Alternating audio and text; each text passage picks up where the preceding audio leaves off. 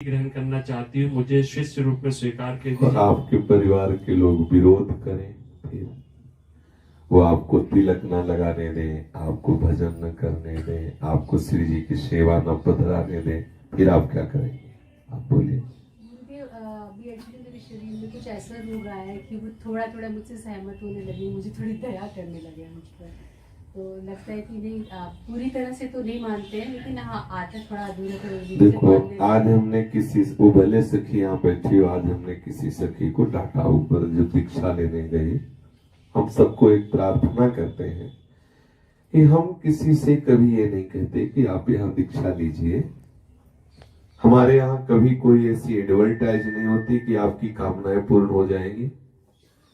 हम फिर भी प्रार्थना करते हैं कि दीक्षा तभी लेना चाहिए जब हम सदगुरुदेव की आज्ञा सांगोपांग कर सके।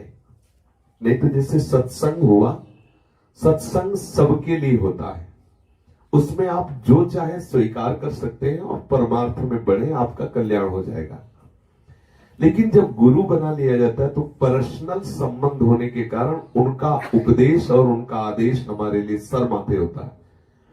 हम गुरु को अपनी शर्त रख करके अपनी कामना, अपनी वासना के अनुसार चलाने की चेष्टा ना करें, नहीं तो बहुत बड़ी हानि हो जाएगी।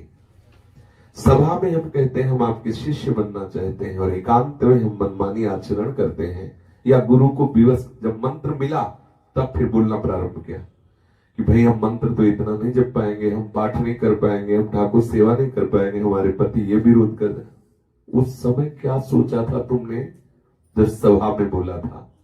अब मुझे फंसा दिया ना। जब मंत्र सुन लिया तब इसके बाद ये सब बातें शुरू की, तो इनको भी डांटा और उसको कहा कि तुम्हारा स्त्री शरीर इसलिए तुम्हें, नहीं तो थप्पड़ मार के तुम्हें गेट के बाहर कर दे। क्योंकि हमारा स्वभाव है, अलग अलग स्वभाव होता है। देखो फक्कड़ बाबा जी हैं, हम सिंगे पे रखे रहते हैं सबको, पक्का समझ लो। आप भजन मार्ग में चलो, हम तुम्हारे चरणों की धूल माथे पे रखते हैं। तुम कोई फसक लेकर के आओ तो हम बिल्कुल बिल्कुल सिंगे पे रखे, 1 मिनट में तुम्हें बाहर कर देंगे। हमारा कोई संबंध किसी से नहीं है। अब हमारे सामने बात जो भी की जाए बहुत फाइनल में की जाए, नहीं हम किस, देखो आप बैठे हो, कोई शर्त किसी से कोई पर्ची पुर्चा कि भाई आप 2002 तो आगे बैठो पीछे बैठो, धक्का मार के जहां चाहो वहां बैठो, और किसी भी संप्रदाय के किसी के भी चेला हो खड़े होकर प्रश्न करो, भगवत चर्चा करो, आनंद लो। आप देखो, अगर आप शिष्य बनते हैं तो सिर्फ उद्देश्य प्रिया प्रीतम की प्राप्ति हो और हमारी आज्ञा पालन का आपके हृदय में पूर्ण भाव हो, तभी बनना, नहीं तो बहुत हानि है। हम आपको सच्ची बता देते हैं। कोई भी इसमें ना आ जाओ कि जैसे मतलब बैठो ले माइक से मंत्र, वो माइक वाली बातें अलग है, ये बातें अलग है। अगर ऐसा करोगे तो राम रोष पावक सो जरे, जो अपराध भक्त कर करे। या पक्का समझ लो, भले जीवन में गुरु मंत्र मत लेना, सत्संग सुनते हो कल्याण हो जाएगा, लिखित बात ले लो, नाम जप करो। अगर दीक्षा ली तो फिर आज्ञा पालन की व्रत है, फिर कोई परिवार परिवार नहीं। कौन परिवार, कौन पति, कौन पुत्र, भगवत मार्ग के। अभी कैंसर हो गया, मर गए, कौन तुम्हारे साथ गया? अगर ऐसी धारणा हो तो यहां मंत्र लेना, चाहे माई हो, दाई हो, बहन हो, बेटी हो, भाई हो, पक्का समझ लेना। हाँ, जिसके पीछे लगते हैं फिर उसका बंटा धार कर देते हैं। हमसे मतलब का व्यवहार रखना। राजा जोगी अगिंजल इनके उल्टी रीति, परशुराम इनसे बच के रहिए, करिए थोड़ी प्रीति। संतों ने जो अनुभव किया, मतलब इसलिए बता रहे ना कि आप लोग सुनते होंगे, मतलब चिकनी चुपड़ी बातें यहाँ नहीं। शास्त्र सिद्धांत के अनुसार बात कीजिए, शास्त्र सिद्धांत के अनुसार चलिए। अगर जरा भी इधर से उधर हुए तो दूसरा रास्ता देख लीजिए।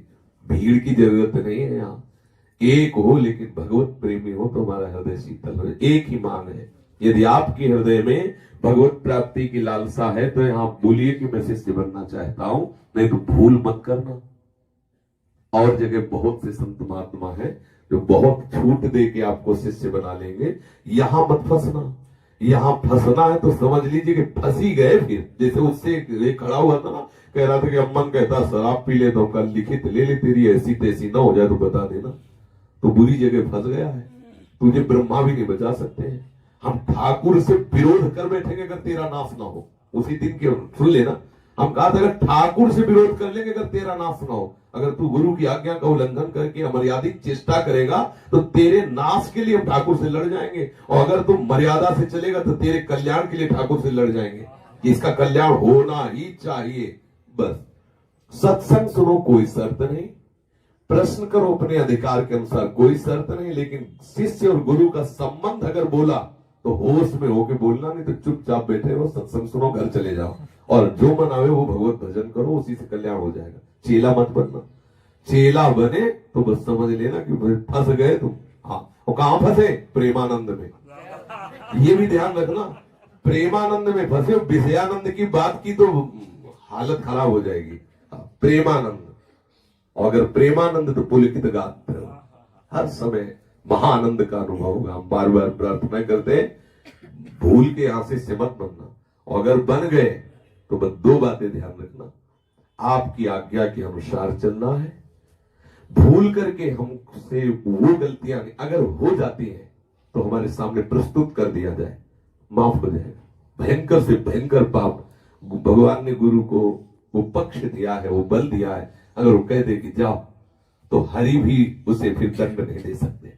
कोई भी पापाचरण छुपाना मत, कोई भी गलती हो जाए उसको छुपाना मत, शास्त्र और गुरु की आज्ञा के अनुसार चलना, इसी जन्म में शांति और आनंद का अनुभव हो जाएगा। इसलिए ये सब हो रहा है। इस समय हम बैठे वर्तमान में हमारा शरीर पीड़ित है, कष्ट से युक्त है, हम आपको समय दे रहे हैं। किस लिए दे रहे हैं? कि आप एक आनंद की धरा में आए। आप इसे मनोरंजन, एक सांसारिक व्यवहार, एक लौकिक, तो वो बहुत खलता है अंदर में कि आप हमारे समय का दुरुपयोग कर रहे हैं। आप दीक्षा ले रहे हैं, फिर इसके बाद अवहेलना कर रहे हैं, नौटंकी नाटक क्यों कर रहे हो? मतलब हमें लगता है आप क्यों करते हो? मत लो दीक्षा, जरूरी तो बोले हम तिलक नहीं लगा सकते, तो तुमको हमने कहा था क्या कि आप दीक्षा लो। पति की आप जब प्राप्ति करते हैं तो पति से बोलते हैं क्या कि मैं सुहाग नहीं भरूंगी, मैं माला नहीं धारण करूंगी मंगल सूत्र की, और यहां अखिल लोक चूड़ामणि हरि का सुहाग भरने के लिए तुम्हें शर्म लगती है, हरि की कंठी धारण करने के लिए तुम्हें शर्म लगती है, और वहां ठसक में यहां से मांग भरती हो, जबकि नासवान है, पता नहीं अगले दिन बचे कि न बचे, और अविनाशी दूल्हा है, अनंत सुख देने वाला है, अनंत काल का प्रीतम है, और उसका सुहाग भरने बोले हम तिलक नहीं लगा सकते, हमारी श्री जी का तिलक नहीं लगा सकते, कंठी नहीं धारण कर सकते, माला नहीं जप कर सकते, क्यों आए हो यहाँ? क्यों बात कर रहे हो भाई? यहाँ क्यों बात कर रहे हो? ऐसी जगह जाओ जहां तुम्हें छूट मिलती। पक्का यहाँ दीक्षा लेना है तो तिलक लगाना, ठसक से लगाना है, मंत्र जपना है, उपासना पद्धति के अनुसार चलना है, कोई शर्त नहीं है। आप बढ़ो आगे, वादा है श्री जी मुस्कुरा के स्वीकार करेंगे, और नहीं तो ये सब ड्रामेबाजी मत करो। सत्संग सुनो, एकांतिक सुनो, मौज मस्ती से रहो, कोई प्रश्न नहीं, कोई हम आपसे कोई पूछते नहीं आप कैसे हो। इतने शिष्य हमें पता नहीं है कि किसका क्या नाम है, कौन कहां से जुड़ा है, कुछ कुछ तो पूछना पड़ता है, आप कहां से जुड़े? बोले आपके शिष्य हैं, तो हमें खुद पता नहीं, क्योंकि हमारी केवल नौकरी है, उठाया और ऐसे जोड़ दिया। अब ये ड्यूटी रखनी है कि श्री जी ने जो हमें आदेश किया वो हमें पालन करना है, वो उस पालन से ही हमें श्री जी की प्राप्ति होनी है। इसलिए हम सबसे प्रार्थना करते हैं, यहां दीक्षा मत लो, दीक्षा लो तो बस इतना समझ लो कि अब हमको आज्ञा पालन करनी, चाहे स्त्री हो चाहे पुरुष हो, कोई भी हो। अगर ऐसा ना हो तो हम सबको प्यार करते हैं, काहे अपराध में फंसते हो, काहे वो बात करते हो जो तुम्हारा है भी वो नष्ट हो जाए। सावधानी से अभी मत लो दीक्षा, अभी चुपचाप भजन करो, राधा राधा रटो। अभी दीक्षा की स्थिति नहीं है। जब ये आवे स्थिति, चाहे गर्दन उतार ली जाए, मैं भगवत मार्ग से पीछे नहीं हटूंगी, सब झुक जाएंगे। फिर नहीं, ये सब ये ढकोसला अच्छा नहीं, बिल्कुल अच्छा नहीं, ये सब नाटकबाजी बिल्कुल ठीक नहीं है। हम भगवत मार्ग में चले, ये सब नाटकबाजी, ये सब बिल्कुल बहुत पाखंड फैल रहा है, बहुत पाखंड फैल रहा है। ऐसे गंदे लोगों का अन्न पा करके, गंदे लोगों का संग करके महात्माओं की बुद्धि भ्रष्ट हो जाती है, और भ्रष्ट बुद्धि भी कहते हैं महात्मा सब पाखंडी होते हैं। जानते हो महात्मा किसे कहते हैं? तुम्हारे अनंत जन्मों के दुष्कृतों का नाश करके भगवत साक्षात्कार करा दे, उसे महात्मा कहते हैं। ऐसा महात्माओं को खेल तमाशा समझ लिया, पीछे पीछे घूमते। भगवान निरपेक्षम मुनिम शांतम निर्वैरम समदर्शनम अनुप्रजाम में हम नित्यम पुए यत्यं गुरुर् भी। भगवान जिनकी चरण रज लेने के लिए पीछे डोलते, उनको कहते हैं महात्मा। महात्मा खिलवाड़ समझ लिया क्या? भोगों की वासनाओं की एक दुकान लगा ली, उसे महात्मा कहते हैं क्या? अपने को मिटा दिया है भगवत मार्ग में, बादशाहों का बादशाह होता है महात्मा। महात्मा को तो समझो बादशाहों का बादशाह। आज हंसी उड़ाई जाती है महात्माओं की, बाबा जियों की हंसी उड़ाई जाती है। क्यों हंसी उड़ाई जाती है? ये ऐसे ही दुकानबाजी से हंसी उड़ाई जाती है। नहीं तो जानते हो, जिस सभा में संत चले गए उस सभा का कल्याण हो गया। आज हमारी साधुता दांव में लग गई है। आज लोग संतों को देखते ही गाली देते हैं।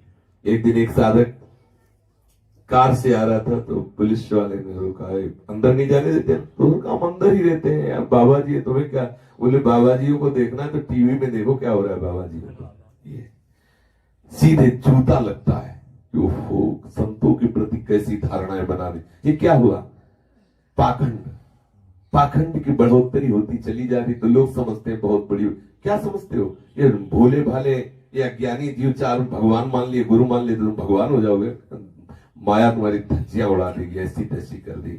जैसे ऊसर में आप चाहे जितनी खाद लगा दो अंकुरण नहीं हो सकता, ऐसे महात्मा के हृदय में कामना नहीं हो सकती। अगर कामना है तो महात्मा ने, महात्मा है तो कामना नहीं स्वात्मा रमम विषय मृग तृष्णाम भ्रमयति। हाँ, कामना का खेल तुम्हें दिखाई दे सकता है। तो खाते पीते स्वादिष्ट कैसे तुम्हें लगेगा कि मेरे जैसे, लेकिन नहीं, एक स्थिति होती है, उसे महात्मा कहते हैं। जिसने प्रीतम को जान लिया सब रूपों को, कैसे फिसल सकता है? कहां फिसल सकता है? अगर ये सब है तो है क्या? फिर नाटक ही तो है, बाजार ही तो है। कल कोई कह रहा था कि बहुत बढ़िया धंधा है बाबा जी का, हम सुन रहे थे। बोले कुछ नहीं, दो चार श्लोक याद कर लो, दो चार बातें याद कर लो। भोले भाले लोगों के गले में कंठी बांधो। बिना पैसे का धंधा है, मूल लगाना नहीं, चक्क मान लो। वो नहीं कि जूता चक्क चलते हैं बाद में, फिर लियो धंधा पे। बहुत आज हमारी हंसी हो रही। आज संतों को एक खिलवाड़ समझा जा रहा है। तभी हम प्राय सत्संग में देखो बार बार हम जलन वाली बात करते, बार बार गुस्सा वाली बात करते कि फट से भेष परिवर्तन कर लिया, चलो मौज मस्ती। कितने दिन मौज मस्ती लोगे? जब परीक्षा का समय आएगा तो घुटने तुम्हारे एकदम टूट जाएंगे। ये परमार्थ है। चीख चीख के बड़े बड़ों को रोना पड़ा है। जब माया अपना थर्मामीटर लगाती तो होश खराब हो जाते हैं। सच्ची भावना से हरि के मार्ग में चलोगे तो गोद में लिए हरि चलेंगे। सीम की चाप सके को दासो बड़ रखवार रमापति जा। चूक होती है, कहीं कहीं देखा जाता है कि एकदम फिसल गया, बहुत फिसलन वाला मार्ग, लेकिन हरि संभाल लेते हैं, हरि उसको संभाल लेते हैं। तो बहुत विकृति आ रही समाज में। मतलब कभी कभी लगता है बंद करो सत्संग वगैरह, सब नाटक है। ऐसा लगता है कि कोई बदलना चाहता नहीं। केवल सत्संग का, साधुता का केवल प्रयोग भोगों के लिए किया जा रहा है। केवल सत्संग हम इसलिए सीख रहे हैं। कितने लोग फंसे। गुरु शिष्य का नाता केवल इतना रहे कि हमारा धंधा कितना बढ़ा, हमारा बैंक बैलेंस कितना बढ़ा। मतलब एक कोरा नाटक चल रहा है। अगर वही बातें सब फ्री है तो फिर भगवान के मार्ग का महत्व क्या रहा? बड़े बड़े सिद्ध महापुरुषों में देखा गया ऐश्वर्य वैभव, लेकिन वो ऐश्वर्य वैभव के गुलाम थोड़ी है। ऐश्वर्य वैभव उनका गुलाम है। बड़ी बड़ी सिद्धियां उनके चरणों में लुटती हैं, लेकिन वो असंग है। कहीं ऐसा थोड़ी हो सकता है? एक संत में एक विषयी में अंतर है। एक विषयी पुरुष आसक्त होकर उसका सेवन करता है और एक संत अनासक्त भाव से वैसे ही रहते। जैसे जनक जी राजा है, क्या विषयी है क्या? अम्बरीश जी चक्रवर्ती सम्राट है, क्या आप उन्हें विषयी कह सकते हैं क्या? और राजा तो घोर विषयी होता है, लेकिन क्या वो विषयी है क्या? ऐसे कितने महात्मा देखे गए, बड़े बड़े वैभव संपन्न गद्दियों पर विराजमान, लेकिन असंग है। लेकिन असंगता का नाटक है तो फिर भ्रष्ट हो जाओगे। और अगर वास्तविक असंग हो तो सीप की चाप सके गोतासु, कौन उसकी मर्यादा का स्पर्श कर सकता है?